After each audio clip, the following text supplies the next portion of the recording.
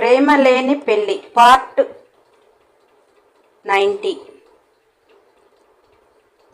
New year సెలబ్రేషన్లో పాల్గొని ఆర్తి మాధవ్ ఇంటికి వచ్చే వరకు పెద్దలు నిద్రపోయారు.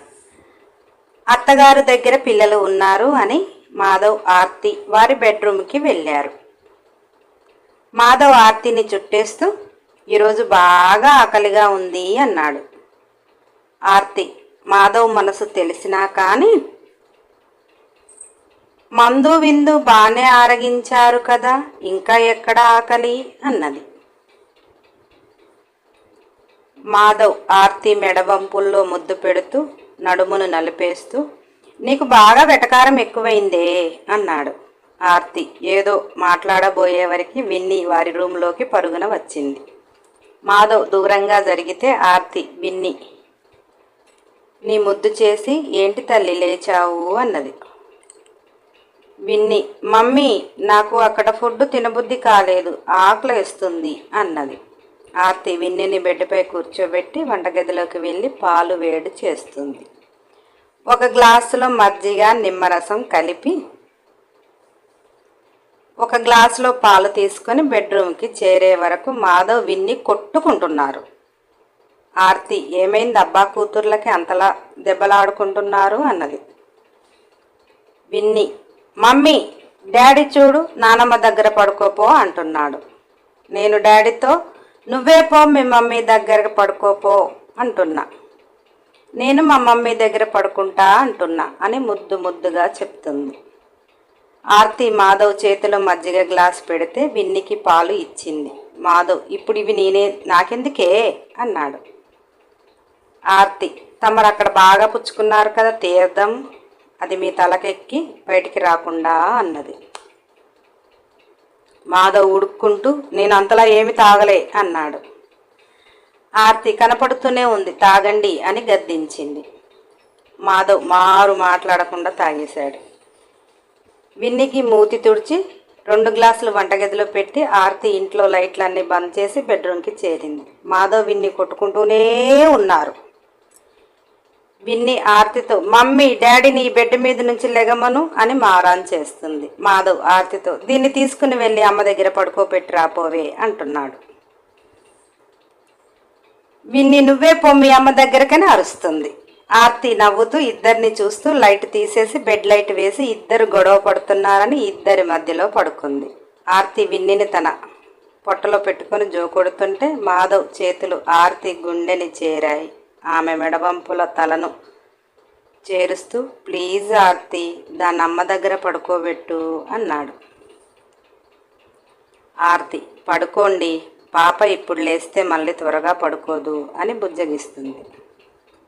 మాధవ్ నువ్వు మధ్యాహ్నం ఇచ్చిన ముద్దు అప్పటి నుంచి నా ఒళ్ళు వేడెక్కిపోతుందే అన్నాడు.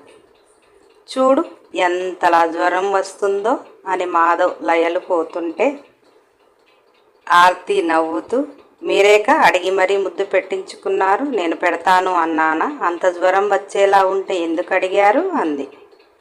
మాధవ్ ఏమోనే ఆఫీసులో ఉంటే కూడా పని చేయబుద్ధి కావట్లే, నీ ధ్యాసే ఉంటుంది, అందుకని కనీసం ఒక ముద్దు ఇచ్చినా నా మైండ్ రిలాక్స్ అవుతుంది అనుకున్నా, కానీ నాకు ఇంకేదో అయిపోతుంది అన్నాడు. ఆర్తి మీరు అలా చేస్తున్నారు, బయట నా పరువు అంతా పోతుంది అన్నది. మాధవ్ నీ పరువు పోవటమేందే అన్నాడు. ఇందాక జ్యోతి మీరు నా కొంగు పట్టుకుని తిరుగుతున్నారు అని మీరు లేనప్పుడు నా దగ్గరికి వచ్చి ఏంటక్క మా బావని అంతలా మాయ చేసావా అన్నది. ఆర్తి నేనా అని అంటే జ్యోతి మా బావను చూస్తే అర్థమవుతుంది, ఇందాక శివ కూడా చెప్తే నేను మా శివ ఏదో చెప్తున్నాడు అనుకున్నా కానీ ఇప్పుడు చూస్తుంటే నాకు కూడా అలానే అనిపిస్తుంది అని జ్యోతి అంటే ఆర్తి శివ ఏం చెప్పాడట అని అడిగితే మాధవ్ బ్రో అసలు నాతో మాట్లాడటం లేదు, ఆఫీసులో కూడా మాట్లాడటం లేదు, నేను ఒక్కడే ఉండలేకపోతున్నా జ్యోతి అని బాధగా అన్నాడట. మీరు ఇలా చేస్తే అందరూ ఏమనుకుంటారు అని ఆర్తి అంటే మాధవ్ వాడి ముఖం, వాడేదో జ్యోతిని మాయ చేయటానికి నాపై అభాండాలు వేస్తున్నాడు అని మాధవ్ అంటే ఆర్తి: అవునా, ఇంతకు ముందు మీరు శివతో ఎంతసేపు ఉండేవారు? ఆఫీసు నుంచి వచ్చాక ఇద్దరు కలిసి పార్టీలు చేసుకుంటూ 11 గంటలకు కూడా వచ్చేవారా? ఇప్పుడు ఆఫీస్ నుంచి వచ్చాక బయటికి వెళ్తున్నారా అన్నది. మాధవ్: నాకు ఇప్పటికే టైం సరిపోట్లే, ఇంకా వాడితో ఎక్కడ టైం స్పెండ్ చేయాలి? పగలంతా ఆఫీసు, రాత్రైతే నీ కరుణా కటాక్షాల కోసం ఎదురుచూపు. ఇంట్లో ఉన్న వారందరినీ చూసుకొని తమరు రూముకు వచ్చే వరకు నేను నిద్ర వచ్చి చావట్లేదు, వచ్చాక నిద్ర సరిపోవటం లేదు అన్నాడు.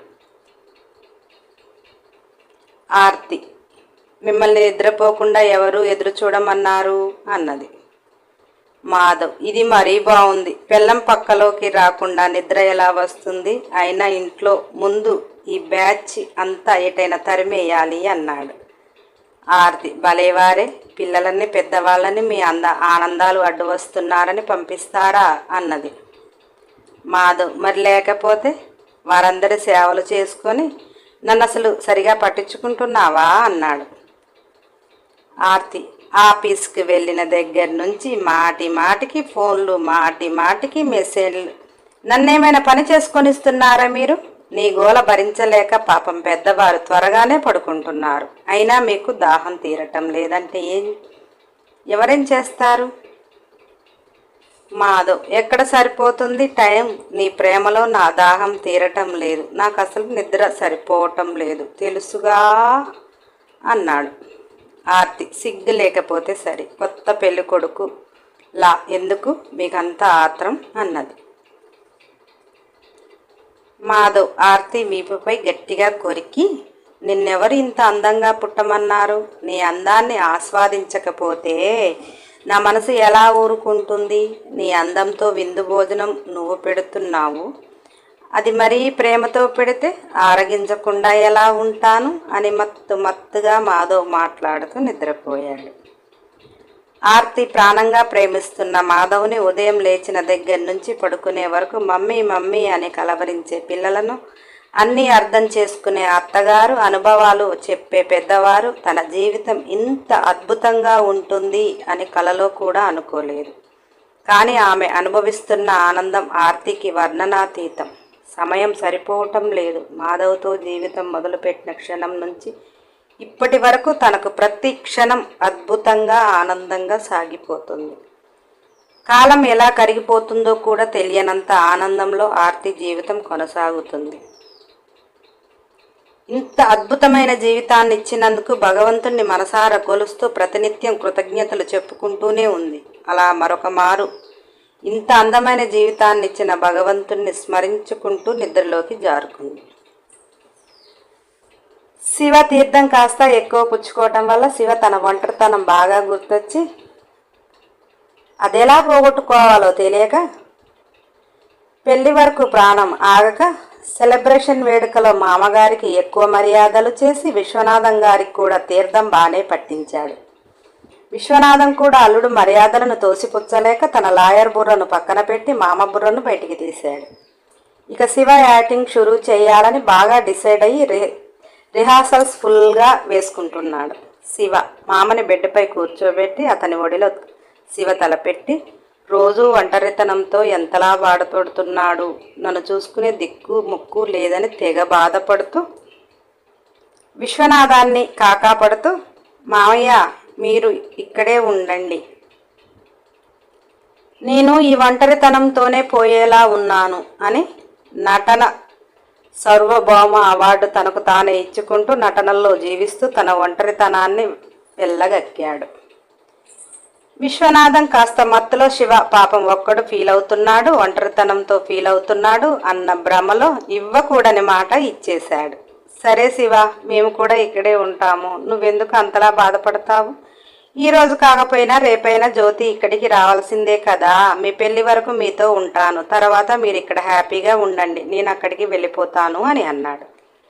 శివ, అదేంటి మామయ్య, మాకున్న పెద్ద దిక్కు మీరే కదా, మీరు లేకుండా ఎలా, మీరు కూడా మా పెళ్ళైనా ఇక్కడే ఉండండి అని అన్నాడు. విశ్వనాథం, లేదు శివ, నాకు రణధీర్ ఇందులో ప్లాట్ ఇస్తానంటే కూడా వద్దన్నా, అక్కడ మీ అత్తయ్యతో ఎన్నో జ్ఞాపకాలు. ఆ ఇల్లు వదిలి రాలేను, ఇప్పుడు కూడా రాలేను. కానీ నువ్వు కూడా ఒంటరిగా ఫీల్ అవుతున్నావు. ఏదో మీ పెళ్లి దాకా కష్టంగా అయినా నీకోసం ఇక్కడ ఉంటాను అని విశ్వనాథం మాట ఇచ్చేశాడు. శివ మేధావి అయిన విశ్వనాథాన్ని బురడి కొట్టించాను అని తనకు తాను జబ్బలు సరుచుకున్నాడు. జ్యోతి బయట నుంచి వింటుంటే కళ్ళు ఎగరేసి కన్ను కొట్టాడు. జ్యోతి, వీడి వేషాలో వీడికి కొంత నేర్పుదామని నేననుకుంటే బాగా ముదిరిపోయాడు అనుకుంటూ జ్యోతి తన రూమ్కి వెళుతుంటే, శివ, ఇక పడుకోండి మావయ్య, రేపు మాట్లాడుకుందాం. ఇక మీరు ఇక్కడే ఉంటారు కదా, నేను ఈరోజు చాలా సంతోషంగా పడుకుంటా అని లైట్ బంద్ చేసి మామగారికి దుప్పటి కప్పి డోర్ దగ్గరికి వేసి పరుగున జ్యోతి దగ్గరికి వచ్చి, ఇక నా లైన్ క్లియర్ అయింది అన్నాడు. జ్యోతి శివని నెట్టి వేస్తూ మూసుకొని పోయి మీ రూమ్లో పడుకోండి అన్నది. శివ, నేను ఎన్ని ప్లాన్లు వేసింది, నేను వేరే రూమ్లో పడుకోవటానికా అన్నాడు. జ్యోతి, మీరేం పస్తులు ఉండటం లేదు, ఇప్పటిదాకా అరగించారు కదా, నాకు మీరు తాగిన మందు వాసన చూస్తే వాంతికొస్తుంది. నా రూమ్లోకి ఇప్పుడు వచ్చారనుకో, మీ మీదే కక్కేస్తా. మూసుకొని పోయి పడుకోండి. నా దగ్గరికి రావాలి అంటే మందు తాగుడు బంద్ చేసి రండి అని నెట్టేసి తలుపు పెట్టేసి జ్యోతి హాయిగా పడుకుంది. శివ కాళ్ళు బాదుకుంటూ తన రూమ్లోకి వచ్చి, ఈ ఆడవాళ్ళకి మందు తాగిన మొగుడు ఎందుకు నచ్చడు, వీళ్ళ దగ్గరికి పోవాలంటే మందు బంద్ చెయ్యాలా అని శివ గొనుక్కుంటూ, తొక్కలే, ఇప్పుడంటే పెళ్లి కాలేదు, పెళ్ళైతే ఎక్కడికి పోతుంది, అప్పటికి వారికి ఏదో నటిస్తే పోలా అని తనకు తాను జబ్బ సరుసుకొని పడుకున్నాడు. శివ చేసే లీలలు తర్వాత చూద్దాం. ధరణి లేటుగా పడుకోవటం వల్ల 7 గంటలకు కష్టంగా లేచింది. మెల్లిగా కిందికి వస్తే పనివారు అంతా శుభ్రం చేసి పెట్టారు. ధరణి ఇంట్లో ఉంటే ఆమెకు దీపం పెట్టకపోతే మనసు ప్రశాంతంగా ఉండదు. రణధీర్ లేచి వస్తే పెట్టించాలి అని ఎదురు చూస్తుంది. అక్కి బుడిబుడి అడుగులు వేసుకుంటూ మమ్మీ అని వచ్చింది. అక్కిని పనివారితో సహాయంతో ఫ్రెష్ చేయించి పాలు తాపుతుంది. ఇంతలో ధరణి అత్తమామ వచ్చారు. వారితో కాసేపు మాట్లాడింది. ఎంతమంది పనివారు ఉన్నా అత్తమామలకు తనే స్వయంగా కాఫీ పెట్టాలి అని వంటగదిలోకి వచ్చింది.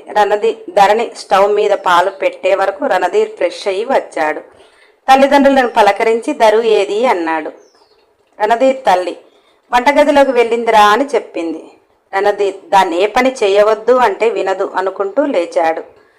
రణధీర్ తల్లిదండ్రులు ఇద్దరు మురిపంగా నవ్వారు. రణధీర్ కోపంగా వంటగదికి చేరాడు. ధరణిని చూస్తూ, ఒసై, వంటగదిలో ఎందుకు వచ్చావు, పనివారు ఉన్నారు కదా అని గద్దించాడు. వంటగదిలో ఎవరూ లేరు, రణధీర్ ధరణి ఉన్నారు. ధరణి, మీరు నాతో మాట్లాడకండి అన్నది. రణధీర్ బ్లాంక్ ఫేస్ పెట్టి, ఎందుకే, నేనేమన్నాను అన్నాడు. ధరణి అంతకంటే కోపంగా, 2 నెలల తర్వాత పెళ్ళం వచ్చింది, దాంతో ముద్దు ముచ్చట తీర్చుకోవాలని లేకుండా కాలాన్ని కరిగించేశారు. నిన్ను చెప్తే మీరు విన్నారా, మీరు చెప్తే నేను వినటానికి అన్నది. ధరణి అనే మాటలకు మురిపంగా ధరణిని చుట్టేసి, అది కాదు ధరు, పనివారు ఉన్నారు కదా, నువ్వెందుకు ఇక్కడికి వచ్చావు, నిన్ను ఏ పని చేయవద్దనే కదా, ఆ పని కూడా ఇబ్బంది పెట్టండి అన్నాడు. రణధీర్ ప్రేమకు ధరణి లోన మురుస్తూ, నాకు ఏదో ఒక పని కావాలి, ఖాళీగా ఉండటం నా వల్ల కాదు, జరగండి అంటూ కాఫీ కప్పుల్లోకి పోస్తుంది. రణధీర్ ఆ కప్పులను తీసుకుని మెల్లిగా తల్లిదండ్రుల దగ్గరికి వచ్చాడు. రణధీర్ తల్లిదండ్రులకు కాఫీ ఇస్తూ, ఇంటి దగ్గర తాగి రాలేదమ్మా అన్నాడు. రణధీర్ తల్లిదండ్రులు ఇద్దరు రణధీర్ కేసి విచిత్రంగా చూస్తున్నారు. మేమేమైనా కాఫీ పెట్టమన్నామా, ఇది మరీ బాగుంది అని తల్లి ఉడికిపోయింది. రణధీర్ తండ్రి నవ్వుతూ కాఫీ తాగుతున్నాడు. తల్లి ఉడికిపోతూ, మీ ఇంటికి రావద్దని చెప్తే రామ్ కదా అన్నది. రణధీర్, అలా కాదమ్మా, అది పని చేయవద్దంటే వినదు, అందుకని మీకు కావాలంటే చెప్పండి, ఎన్ని రకాలైనా చేపిస్తా పనివారితో అన్నాడు. ధరణి వెనక నుంచి వస్తూ రణధీర్ మాటలకు అత్త నొచ్చుకుంది అని, అత్తమ్మ మీరు అసలు ఇక్కడే ఉండండి అని ధరణి గట్టిగా చెప్తుంది. రణధీర్ ఉడుక్కుంటూ, ఎందుకు, అత్తమామల సేవ చేసుకోవటానికా అన్నాడు. ధరణి, అవును, మరి మొగుడు సేవని ఎలాగూ చేయనియటం లేదు కదా, అందుకే అత్తమామ సేవలను చేసుకుంటా అని ఇండైరెక్ట్గా రణధీర్కి వేరేలా తగిలేలా చేసింది. రణధీర్, అబ్బా ధరు, నువ్వెంత రెస్ట్ తీసుకుంటే అంత హెల్దీగా ఉంటావే అన్నాడు. ధరణి: అందుకే నేను అన్నది మీరు డాక్టర్ సర్టిఫికెట్ కొనుక్కున్నారా అని. కడుపుతో ఉన్న అమ్మాయి ఓపిక ఉన్నంత వరకు చక్కగా పనిచేస్తే హెల్దీగా ఉంటారు. తిని పడుకుంటే హెల్దీగా ఉంటారా? అయినా నేను ఇప్పటికీ 2 నెలల నుంచి ఏ పని చేయకుండా హ్యాపీగా తిని ఉన్నా. కాస్త ఇప్పుడైనా నన్ను తిరగనివ్వండి అని. మీకు కూడా కావాలంటే ఏదైనా పని చేయించుకోండి అని సెటైర్ వదిలింది. రణధీర్ ధరణి మాటలకు ఉడికిపోతున్నాడు. దానికి ఏదో ఇబ్బందిగా ఉంటుందని నేను ఓపికతో ఉంటుంటే నన్నే రెచ్చగొడుతుంది దొంగ మొహం అని లోపల గొనుక్కుంటూ ధరణి నిల్చొనే ఉంటే చెయ్యి పట్టి కూర్చోబెట్టి కాఫీ కప్పు అందిస్తూ తాగు, వాగి వాగి అలసిపోయావు అన్నాడు. నెక్స్ట్ ఎపిసోడ్ కోసం సబ్స్క్రైబ్ చేయండి, లైక్ చేయండి, షేర్ చేయండి, కామెంట్ చేయండి. అన్ని ఎపిసోడ్ల కోసం బెల్ ఐకాన్ టచ్ చేయండి.